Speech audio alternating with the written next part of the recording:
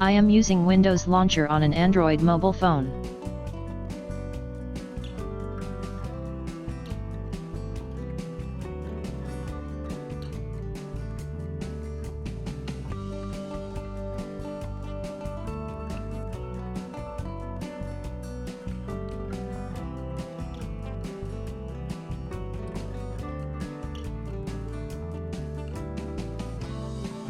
Now let's see how to install Windows Launcher on Android mobile.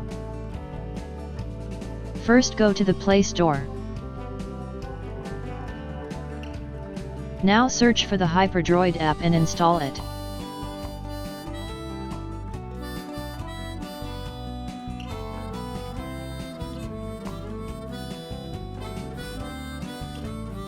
Now you can use Windows Launcher on your Android mobile phone.